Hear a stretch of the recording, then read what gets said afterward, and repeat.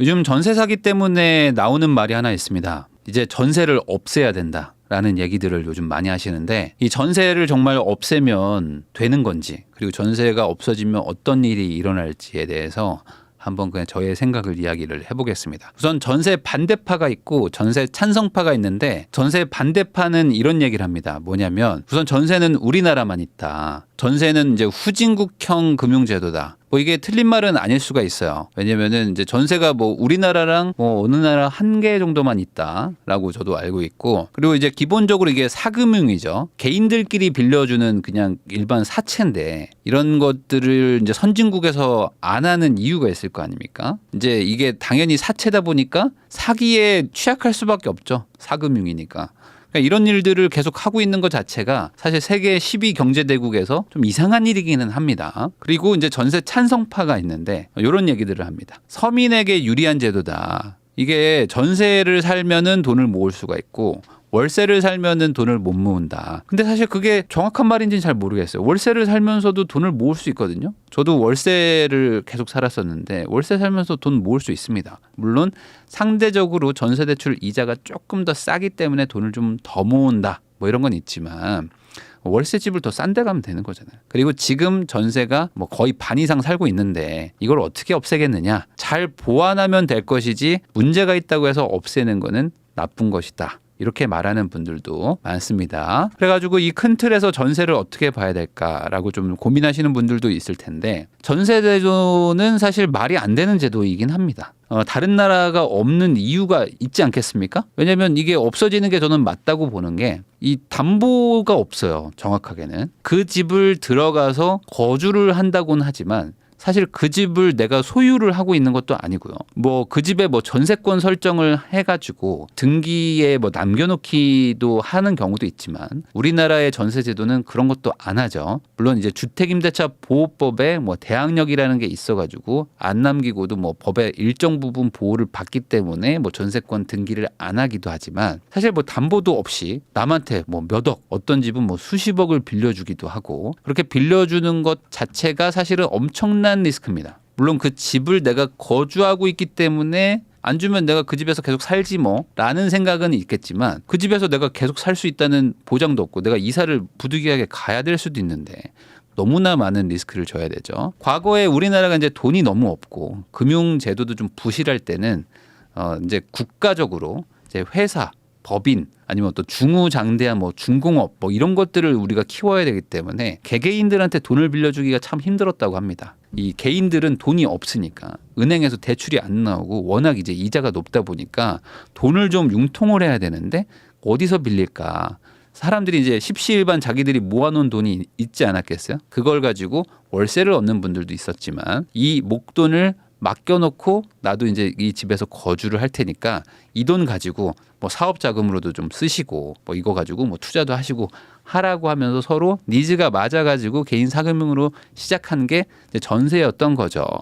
근데 이제는 그럴 필요가 없죠. 우리나라의 이제 금융 시스템도 아주 잘 갖춰져 있고 우리나라가 뭐 돈이 없는 나라도 아니고 이 전세 제도가 있어야지만 굴러가는 나라가 아닌 거는 맞습니다. 그래서 이 대출이라는 거는 사실 소유권을 가지고 있는 사람이 담보를 제공하면서 빌리는 게 맞기 때문에 그래야지 은행에서 그 담보를 제공으로 돈을 판단해서 빌려주고 이자를 갚지 않으면 그 담보를 경매를 쳐가지고 돈을 회수하는 시스템이 국가적으로는 안정적인 시스템이 맞죠. 그러면 당연히 소유권이 있는 사람이 누굽니까? 집주인이죠. 그러니까 집주인이 대출을 받는 게 맞고요. 그러면 이 집주인은 이자를 계속 내야 되니까 세입자한테 월세를 받아가지고 그 이자를 내는 거죠. 그럼 집주인은 이자를 내고 누구한테? 은행한테. 그러면 은행은 이자를 받고 그리고 은행에서 대출을 주죠. 이렇게 서로 내면서 은행이라는 일종의 심판을 끼는 겁니다. 이 은행이라는 심판이 껴 있어야 집주인과 세입자라는 사인끼리 개인끼리 사고가 터지는 것을 막을 수가 있다는 거죠. 이게 없기 때문에 지금 수십 채 수백 채 그리고 이 주인이 돈을 갚을 수 있는 능력이 있는지 없는지를 개개인 임차인들 보고 판단을 하라는 게 지금의 전세 제도입니다. 그러니까 이 사회 초년생들 이런 분들이 그냥 중개사들 말만 듣고 그냥 아 그런가 보다 괜찮나 보다 누가 각서를 써주면 그냥 효력이 있나 보다 하고 그냥 전세로 막 들어가는 거잖아요. 근데 그런 거를 할 필요가 없죠. 사실은 그 집을 담보로 은행에서 돈을 빌린 다음에 판단은 은행에서 하는 거고, 우리는 그냥 보증금 1,000만 원 아니면 보증금 2,000만 원에 월 얼마 해서 이용료만 되면 쫓겨날 일도 없이 계약 기간 내로 잘 살기만 하면 되는 것이죠. 자, 그런데 지금 이런 전세 제도가 뭐 후진국형인 건 맞지만, 그러면 이 전세 제도가 없어지는 거를 바라는 사람도 그리고 바라지 않는 사람들도 걱정하는 부분이 있습니다. 뭐냐? 이 전세가 없어졌을 때 월세가 뛰는 거 아니겠느냐. 전세와 월세가 서로 좀 견제하는 부분이 있다 보니까 전세가 없어지면 월세가 급등하게 되면 전세를 없애는 게 맞는 건가라는 불안감이 있는 거죠. 자, 그런데 이걸 아주 그냥 단순하게 봐서, 물론 여러 가지 변수가 있지만 현재 상태 그대로 해서 전세만 없어지고 그 자리를 그대로 월세가 채운다면은 당연히 월세는 올라가겠죠. 왜 그러냐? 이건 뭐 추정치입니다. 왜냐하면 지금 전세 실거래가를 신고한 지가 그리 오래되지 않아서 지금 전세 보증금이 도대체 얼마인지를 명확하게 알지는 못해요. 한경연에서 추정한 걸로는 전세 보증금이 지금 약 한 1,000조 원 정도 되지 않겠느냐. 700조다, 500조다, 1,000조다. 라고 뭐 추정하는 데가 다 다릅니다. 어쨌든 뭐 1,000조라고 뭐 가정을 해볼게요. 그러면 이 1,000조를 전세금으로 받아놓은 집주인들 입장에서는 결국에 반환을 해야 되는 거죠. 그러면 이 반환을 하면 이 1,000조가 사라지느냐? 아니겠죠. 이 1,000조를 반환할 때 당연히 대출을 받아가지고 1,000조를 반환하겠죠. 그러면 은행에서 1,000조를 빌리는 거죠. 그러니까 이게 전세 보증금이 없어지는 게 아니고 전세 보증금 1,000조만큼 주택담보대출이 늘어나는 거죠. 그러니까 주담대가 늘어나면서 당연히 주담대에 해당하는 이자가 발생할 거죠. 지금은 무이자로 전세를 받은 건데 전세 무이자 금액이 주담대로 바뀌면서 이자가 발생하는 거고, 그러면 그 이자만큼 월세를 당연히 요구할 거 아닙니까? 전세가 없어졌으니까. 그러면 주인들이 뭐 바보가 아닌 이상 그 월세는 이자 이상을 요구하겠죠. 당연히 자연스럽게 전세자금 대출 이자보다는 더 높은 주담대에 플러스 알파를 붙이려고 할 것이다. 자, 그런데 이제 오히려 월세가 내려갈 수도 있지 않을까라고 생각하는 분들도 있는데, 이건 조금 애매한 부분이 있어요. 이게 닭이 먼저냐 달걀이 먼저냐의 차이일 수도 있는데, 지금까지는 사실 월세가 약자입니다. 전세를 사람들이 훨씬 더 선호하고 전세를 구하다가 못 구하면 월세를 가는 경우가 대부분이었죠. 최근에 금리가 급등하던 이 시기에만 반짝 월세를 좀 사람들이 살았지, 원래 전통적으로 우리나라 사람들은 전세를 훨씬 더 선호했습니다. 전세 대출이 나오기 전에도 전세를 선호했어요. 이 전세가가 기준이 되고 전세가 10억이면 월세가 뭐 1억에 얼마예요. 뭐 이런 식으로 이 전세가를 바탕으로 해서 계산이 됩니다. 전세가 9억이 되면 월세가 또 1억에 얼마예요. 이렇게 내려가는 거죠. 그러니까 월세가 올라가면 전세가 올라가기도 하지만 보통은 전세가 먼저 정해지고 월세가 정해졌거든요. 그런데 이제 전세가 없어지면 어떻게 되느냐? 당연히 전세라는 기준이 없어지면 월세도 무언가를 가지고 기준을 정할 텐데 주담대 이자가 기준이 되겠죠. 최소 주담대 이자에 플러스 알파는 붙이려고 할 것이다. 그게 월세 기준이 될 것이고, 그러면 그 집이 만약에 뭐 10억이다. 그러면 10억에 뭐 대출이 뭐 7억이 나온다. 그러면 7억에 몇 퍼센트냐?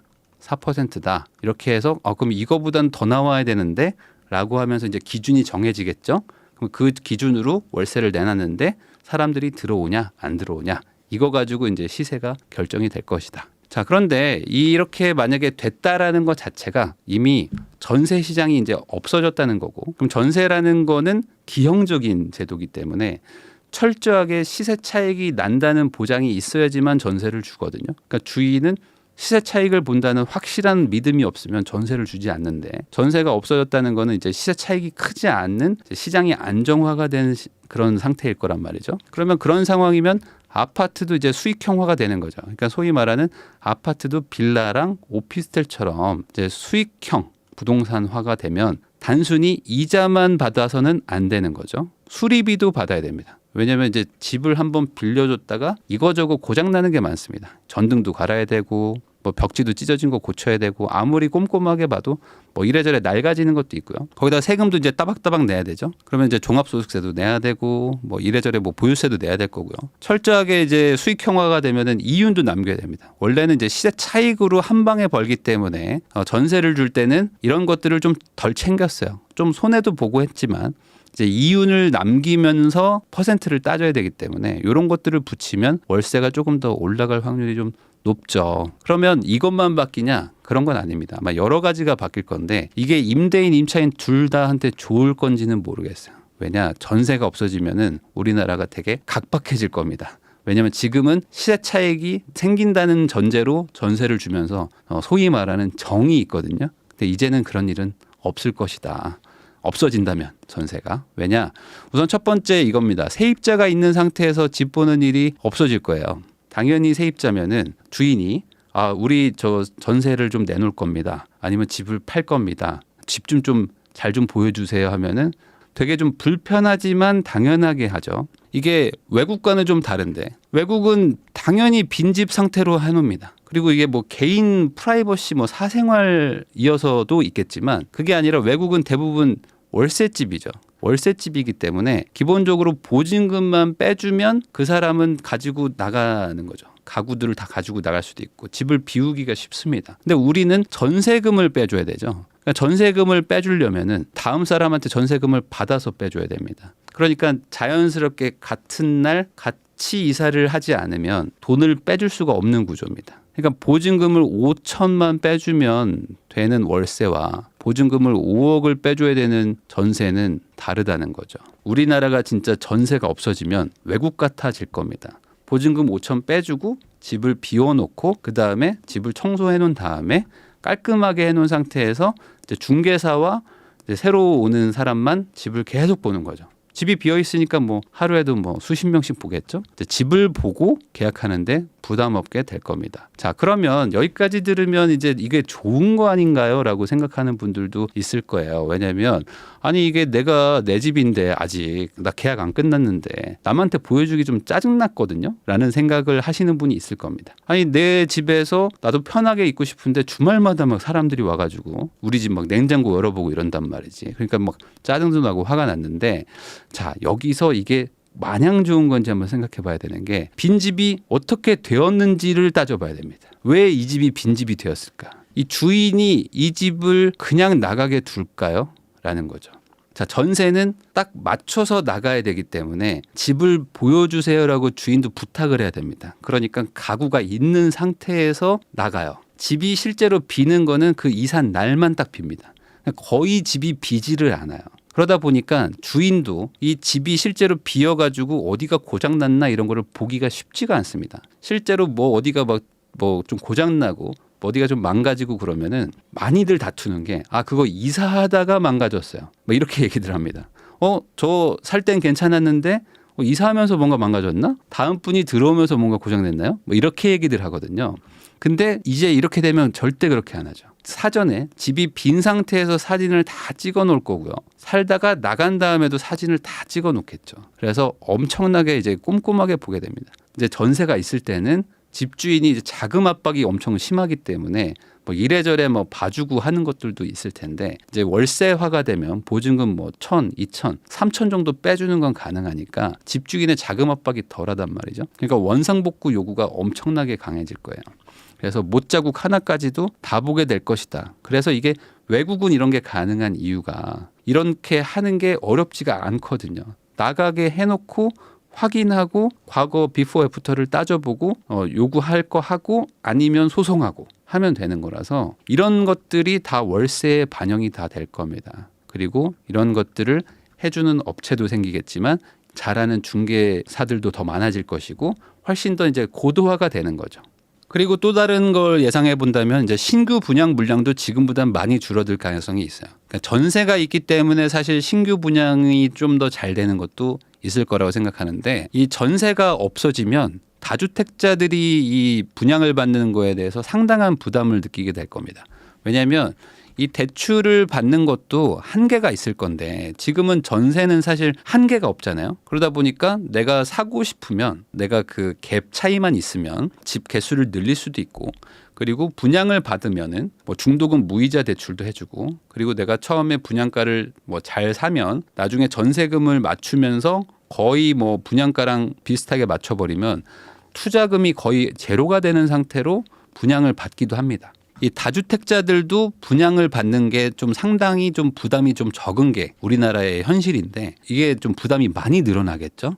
무조건 대출을 받아야 되는 거고 그리고 대출 이자를 무조건 이제 내야 되는데 월세를 받아가지고 이자는 충당할 수 있지만 대출 금액 자체 그러니까 뭐 소위 말하는 DSR을 계속 걸릴 거고 그리고 뭐 임대사업자를 낸다고 하더라도 대출을 받는다는 거는 은행에서 계속 컨트롤한다는 거기 때문에 이제 분양받기가 힘듭니다. 그러면 이제 당연히 신규 분양 수요의 상당수가 감소하는데 이게 무주택자들만 분양을 받는 건 아니거든요. 청약시장이 막 과열될 때나 무주택자들이 많이 분양을 받으려고 하고 그때 경쟁률이 높아지지 지금 같은 분위기가 되면은 사실상 분양을 받는 분들의 한 절반 이상이 다주택자 아니면 뭐 이게 투자자 이런 분들이 받아주지 않으면 분양이 안 되거든요.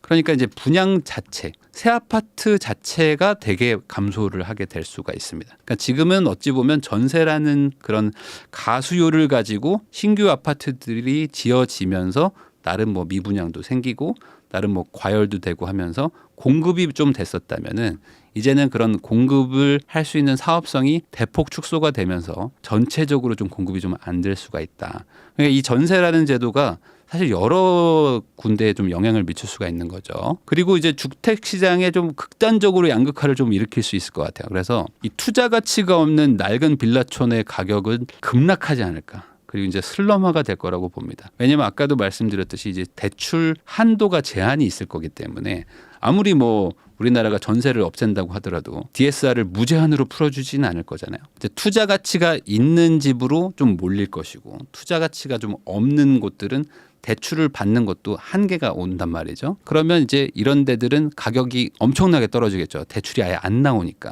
그러면 가격이 떨어지면 누가 사주면 좋은데 가격이 그러니까 떨어지는 칼날을 누가 삽니까? 그러니까 안 사니까 가격이 계속 떨어지고 그러면 당연히 뭐 월세나 뭐 이런 거 받기도 힘들어지니까 이제 슬럼화가 될 가능성이 높아지죠. 그래서 강제로 똘똘한 한 채 전략처럼 뭔가 사람들이 더 좋은 걸로 가려고 하겠죠. 그러니까 지금의 한국의 주택 시장 규모가 조금 많이 위축이 될 수도 있을 거라고 봅니다. 그러면 이제 외곽 지역 같은 곳들이 가격 하락이 좀 생길 수가 있고 매수 수요가 이제 급감할 수가 있습니다. 자, 그러면 이제 무주택자 입장에서는 집값이 떨어지는 상황이 오면 좋은 거 아니냐라고 생각하실 수가 있는데 좋은지 안 좋은지는 좀 따져봐야 됩니다. 그러니까 내가 산 집은 떨어질 수도 있는데 다른 사람이 산 집은 막 올라갈 수도 있어요. 이게 이제 양극화 현상이 일어나니까 자, 근데 이제 가장 문제는 이겁니다. 내가 만약에 이제 괜찮아 보여서 우선 샀어요. 근데 내가 산 뒤에도 계속 안 올라가고 이게 쭉 그냥 횡보하거나 계속 떨어질 수도 있다는 거죠. 그런데 계속 떨어지는 집이라면은 사실 나도 사기 싫으면 남들도 사기 싫잖아요. 그러니까 이게 아무도 안 사는 집이 되는 거죠. 그러면 이렇게 얘기하실 겁니다. 그런 집은 안 사면 되죠라고 얘기를 할 텐데 그런 집들 중에는 무조건 살아야 되는 집이 또 있을 겁니다. 그게 무슨 소리냐면은 뭐 지방의 뭐 어떤 산업단지나 아니면은 뭐 수도권의 좀 대도시인데 오피스텔이나 아니면은 아파트인데 좀 낡은 아파트여가지고 재건축이나 이런 거는 좀 애매한 그런 집들이 있을 거예요. 근데 우리나라에 투자 가치가 아주 높은 집들은 소수일 것이고 거주를 해야 되는 집들 투자 가치는 없지만 거주를 해야 되는 집은 다수일 수가 있단 말이죠. 그러니까 한마디로 매수를 하기는 뭐한데 거주를 해야 되는 집들은 많단 말이죠. 그런 집들을 가지고 있는 주인 입장에서는 팔리지는 않지만 거주 수요는 있으니까 이제 월세를 많이 높이겠죠. 월세를 높여가지고 어떻게든 거기서 이제 수익화를 할 겁니다. 이런 집들을 어디서 볼 수 있냐면은 지방의 대학교 앞에 있는 기숙사처럼 생긴 아파트가 있어요. 누가 봐도 여기는 기숙사 자리인데 아파트, 나홀로 아파트가 있습니다. 그런 데 가보면은 월세 수익률이 막 12%, 15%인 게 있어요. 집값이 싼데 월세가 엄청 높은 거죠. 그러니까 그게 무슨 소리냐. 이 월세를 받지 않으면 의미가 없는 거죠. 거꾸로 배짱 장사일 수도 있는 거죠. 왜냐면 너 어차피 여기 와서 살 거잖아. 아니면 저기서 한 10몇 분 더 나가가지고 거기서 차 타고 다녀야 되는데 그럴 거면 여기 와서 사는 게 나을걸? 이라고 배짱 장사를 할 수 있는 입지인 것들이 있단 말이죠. 그런 식으로 매도는 안 되고 매수는 안 되는데 월세는 잘 나가는 그런 곳들도 나타날 수도 있습니다. 아니면 아예 비워두거나 부셔가지고 비주택으로 바꿀 수도 있어요. 왜냐하면 이게 주택이라는 거를 이제 투자해 보신 분들은 아는데 너무 작은 월세를 받을 바에는 안 받는 게 낫습니다. 왜냐하면 이걸 사람이 사는 순간 고쳐야 되는 비용도 꽤 들어가고요. 도배장판을 하는 것도 돈이 많이 들거든요.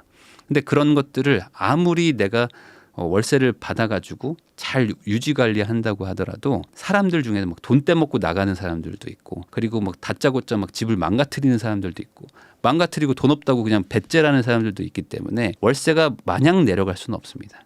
그래서 어느 정도 한계치가 있거든요. 내가 너무 나쁜 집을 가지고 있다면 차라리 비워두거나 아예 부셔버리거나 새로운 식의 어떤 방법을 찾으려고 하죠. 그래서 많은 분들이 좀 오해하실 수가 있는 게 이 모든 집이 비싼 게 아니거든요. 내가 원하는 게 비싼 거지. 사실 지금도 모든 집이 비싼 건 아닙니다. 지금도 서울에 뭐 2억짜리, 3억짜리 집 많거든요. 그게 뭐 빌라거나 소형이라서 그런 거지. 모든 서울에 있는 집이 다 10억, 20억, 30억은 아닙니다. 근데 내가 좋아하고 내가 원하는 게 비싼 거죠. 근데 그거는 문제가 다른 사람들도 똑같이 그걸 좋아하고 원한다는 거죠. 그러니까 결국에 이게 시대가 지나도 같은 논리라는 걸 거예요. 월세가 늘어나고 전세가 없어져도 어차피 내가 원하는 집은 비쌀 것이고 원하지 않은 집들은 싸질 텐데 나는 관심이 없겠죠. 물론 여기까지 얘기한 건 아무 의미가 없습니다. 왜냐? 전세가 없어질 확률은 극히 낮기 때문이죠. 지금 전세금 떼인다고 해가지고 지금 빌라가 아주 난립니다. 그래서 지금 전세를 그 빌라에서 안 얻으려고 해요. 그래도 여전히 50% 정도 지금 얻고 계십니다.